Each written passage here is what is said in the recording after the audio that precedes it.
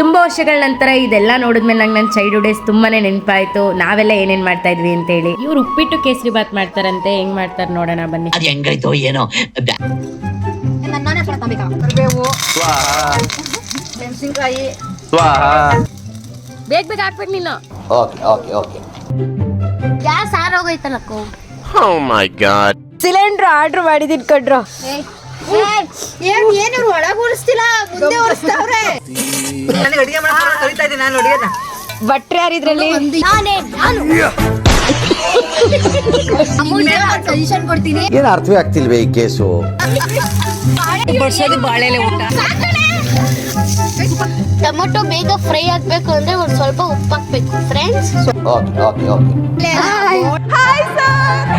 ಯಾಕೋ ವಾಸ್ತು ಸರಿ ಹೋಗಿಲ್ಲ, ಒಲೆ ಉರಿತಿಲ್ಲ ಅಂತ ಹೇಳಿ ಹೆಲ್ಪ್ ಮಾಡೋ ಶೆಫ್ ಅವರು ಒಲೆನ ಶಿಫ್ಟ್ ಮಾಡ್ತಾ ಇದಾರೆ. ಒಲೆ ಸೌಂಡ್ ಅಲ್ಲ, ಅದು ಕುದಿಯೋ ಸೌಂಡ್. ಶೆಫಿಗೆ ಸಾಕಾಗ್ಬಿಟ್ಟೈತೆ. ಯಾರಾದ್ರೂ ಕ್ಯಾಟ್ರಿಂಗ್ ಒಪ್ಸಿದ್ರೆ ನೀವ್ ಹಿಂಗ್ ಅಡಿಗೆ ಮಾಡ್ಕೊ ಕೂತ್ಕೊಂಡ್ರೆ ನಾವ್ ಯಾವಾಗ ಊಟ ಮಾಡೋದು? ನಾನು ರವೆ ಹಾಕ್ತಾ ಇದ್ದೀನಿ.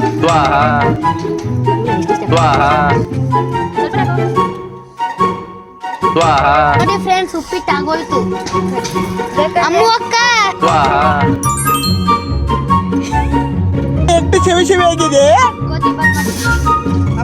ಈಗ ನೀರ್ ಕುದೀತಾ ಇದೆ. ಈಗ ನಾವು ರವೆನ ಹಾಕಿದೀವಿ.